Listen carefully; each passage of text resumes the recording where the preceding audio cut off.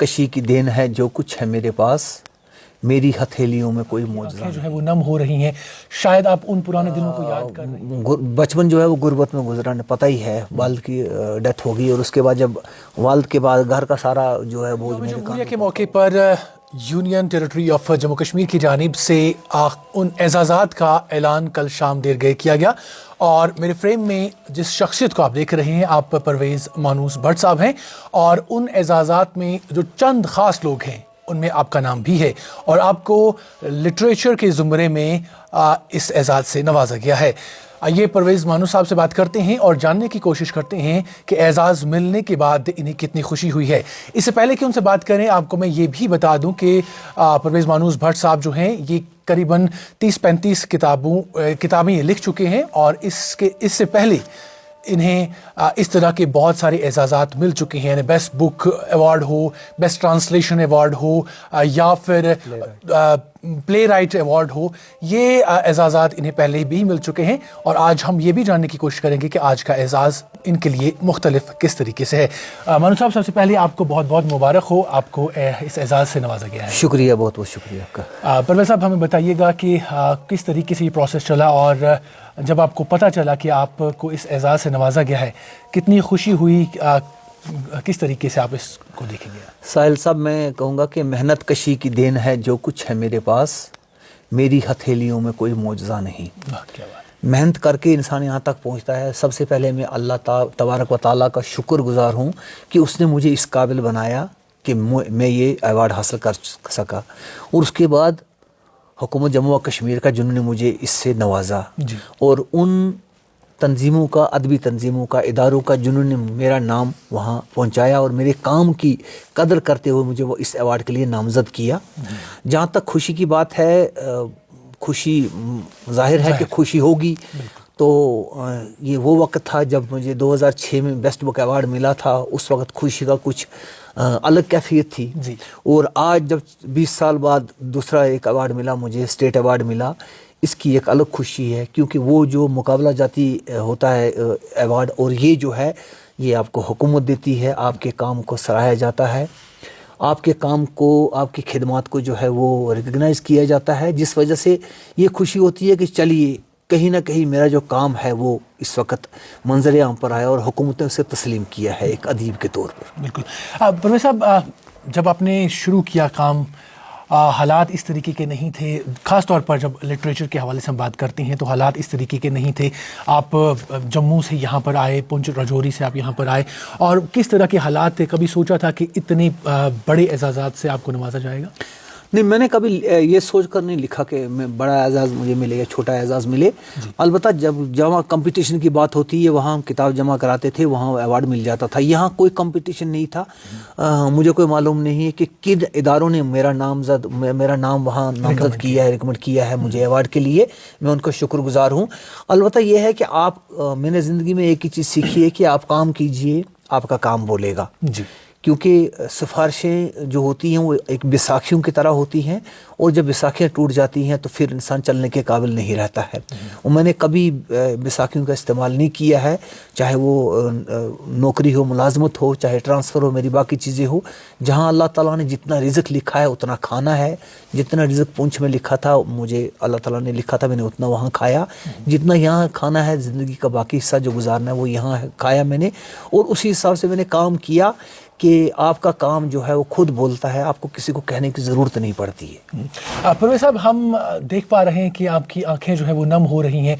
शायद आप उन पुराने दिनों को याद कर रहे हों जब आप वहाँ से उठकर यहाँ आए हैं और किन मुश्किल हालात में आपने काम किया हो। अगर हमें बताना चाहें कि नहीं, देखिए मतलब बचपन जो है वो गुर्बत में गुजरा, पता ही है, वालिद की डेथ हो गई और उसके बाद जब वालिद के बाद घर का सारा जो है बोझ मेरे कांधों पर था। वो जिस तरीके से हमने, अल्लाह ताला ने वो एक जिम्मेदारी रखनी थी, मैं सुरखरू हुआ उसमें, यहाँ तक पहुँचा। जब फिर नामसाद हालात थे, जब वहाँ से मैं यहाँ आया, नामसाद हालात के बावजूद थोड़ा सा मुझ में खौफ था कि क्योंकि मैं इससे पहले 2-3 टीवी सीरियल कर चुका था, हालात पर कर चुका था 2-3 टीवी सीरियल, तो खुद मुझे खौफ भी था कि यहाँ पता नहीं मैं किस तरीके से रहूँगा। लेकिन अल्हम्दुलिल्लाह जब मैं यहाँ आया, दूरदर्शन ریڈیو ان لوگوں نے مجھے ہاتھوں ہاتھ لیا، اور چاہے وہ پہاڑی پروگرام تھا، لشکارہ چلتا رہا، پہاڑاں کی گونج چلتی رہی، یا ریڈیو پر پہاڑی پروگرام چلتا رہا. پچھلے 10 سال سے میں ریڈیو نیوز ریڈر بھی ہوں یہاں سے. تو الحمدللہ وہ جو ایک وقت تھا وہ چلا گیا. وہ یہ دیکھنا ہوتا ہے کہ انسان منزل پر تبھی پہنچتا ہے جب وہ چلے گا. اگر وہ چلے گا ہی نہیں، وہ منزل پہ کہاں پہنچے گا. میں یہ سمجھتا ہوں کہ یہ کوئی مقام نہیں ہے، یہ اس مقام کی سیڑھی کا پہلا پایا ہے جہاں میں نے آج پاؤں رکھا ہے، اور انشاءاللہ اللہ تعالیٰ نے اگر زندہ رکھا، صحت رکھی، تو وہ مقام بھی جو ہے حاصل ہو کر رہے گا انشاءاللہ. آپ کی سٹوریز پڑھ پڑھ کر ہم بڑے ہوئے ہیں. آپ کے جو کالمز ہیں، یا شاعری ہو یا دوسری باقی چیزیں ہوں، وہ چیزیں ہم جب دیکھتے ہیں تو بہت ساری ایسی سٹوریز تھی جہاں پر انسان ان کی آنکھیں جو ہے نم ہو جاتی ہیں. لیکن پہلی دفعہ آپ کو دیکھا کہ آپ کی خود کی آنکھیں نم ہو رہی ہیں، تو ظاہر طور پر اس کے پیچھے بہت ساری سٹرگل ہوگی. بے شک. وہ ایک شعر ہے کہ نامی کوئی بغیر مشقت نہیں ہوا، 100 بار جب عقیق کٹا تب نگیں ہوا.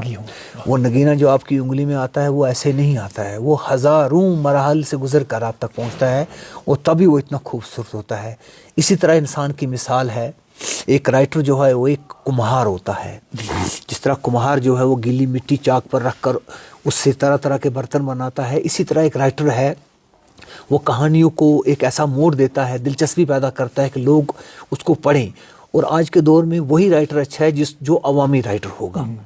جو عوامی رائٹر ہوگا، عوام کی بات کرے گا، ماحول کی نبض دیکھ کر لکھے گا، اور وہ انسان جو ہے آگے چلتا ہے، اور اسی کی اللہ تعالیٰ نے اسی کو کامیابی دی ہوئی ہے. آج دیکھیں نئے لڑکے لکھنے والے ہیں، چاہے وہ اردو ہو، چاہے وہ پہاڑی ہو، چاہے وہ کشمیری ہو. نئے لڑکوں کے خیالات تازہ ہیں، ان کی سوچ تازہ ہے، ان کو اس وقت وہ ڈیجیٹل دور ہے، وہ ساری چیزیں ان کو میسر ہیں. وہ ہم سے بہتر کام کر سکتے ہیں، صرف تجربے کی کمی ہے. تجربہ وہ وقت کے ساتھ آتا ہے، وہ پلیٹ میں ڈال کر کسی کو نہیں دیا جاتا ہے. ہمیں بھی حالات نے گول کیا، حالات سے ٹھوکریں کھا کھا کے ہم یہاں تک پہنچے. کبھی کسی نے دتکارا بھی ہوگا، کبھی کسی نے مجھے یاد ہے کہ جب 89 میں جب لکھنا شروع کیا تھا تو خالد حسین صاحب وہاں ایڈیشنل ڈی سی تھے، کچھ تھے ایڈیشنل ڈی سی تھے یا اے سی ڈی تھے.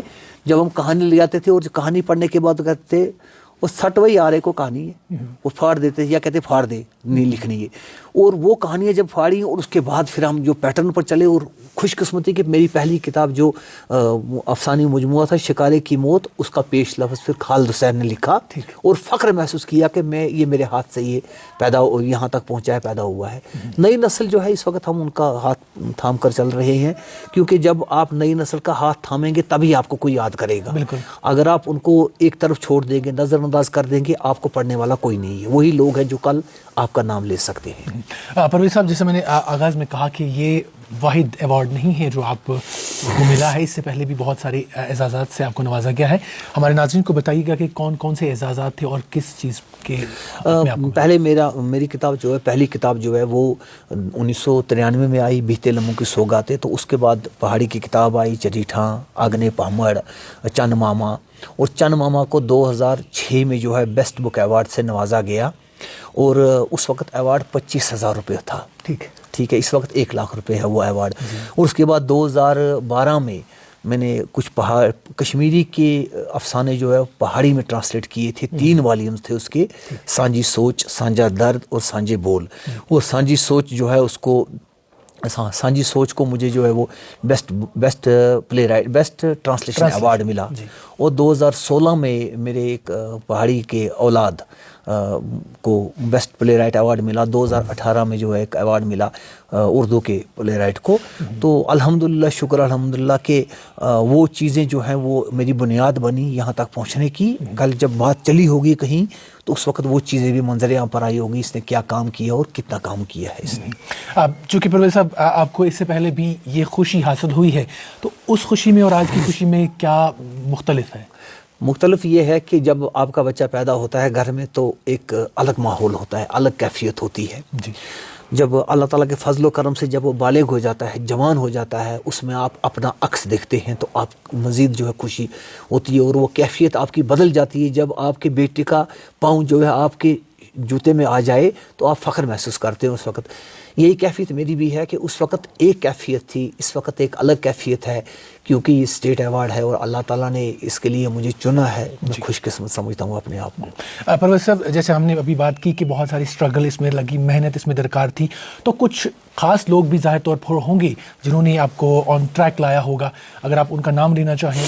देखिए जी, मेरी ज़िंदगी में कोई ख़ास बड़े लोग नहीं आए, कुछ लोग आए अलग हिसाब से आए, कोई नौकरी में आए होंगे। मेरे पहले जो मेरे गॉड फादर मैं कहूँगा उनको, मनोहर लाल आर्या साहब थे, जिन्होंने मुझे सर्विस से मुझे निकलने नहीं दिया।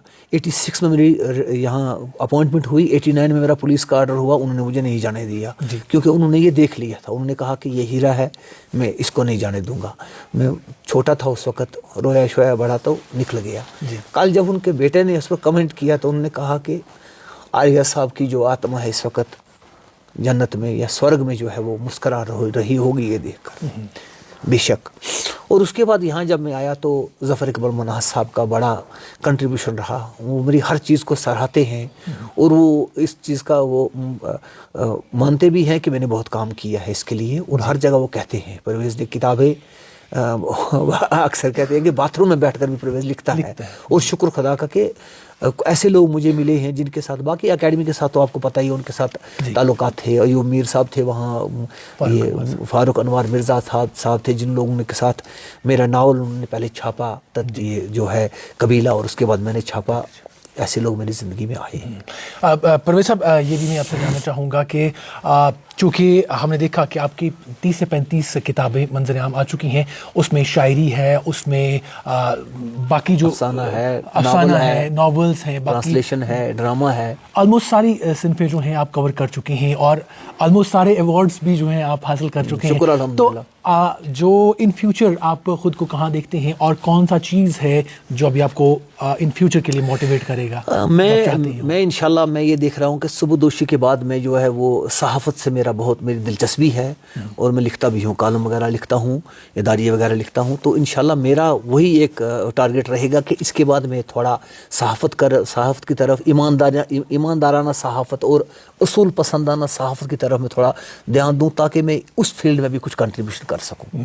आखिर पर हमारे नौजवान जो आपकी तरह इस लिटरेचर के फील्ड में आगे बढ़ना चाहते हैं, कुछ करना चाहते हैं, उनके लिए आप क्या पैगाम देना चाहेंगे? देखिए साहिल साहब, मैं कोई बड़ा ये नहीं हूँ, कोई फ़िलासफ़र नहीं हूँ, लेकिन ये है कि उम्र के हिसाब से, तजुर्बे के हिसाब से हमारे पास तजुर्बात हैं। नए लड़के जो हैं लिखने वाले, उनको मैं यही कहूँगा, नौजवान नस्ल को, कि वो पढ़ कर लिखें और मशवरे करें एक दूसरे के साथ। अगर वो चाहते हैं कि उस्ताद के हिसाब से नहीं तो बरादराना तौर पर एक दूसरे को दिखाएं, काम करें और ऐसा काम करें कि जो काम उनको शर्मिंदा ना करे, और जो काम जो है वो वतन के लिए हो, कौम के लिए हो, जो आपको सुरखरू करे और आगे चलकर आपका नाम भी हमारी लिस्ट में शामिल हो सके।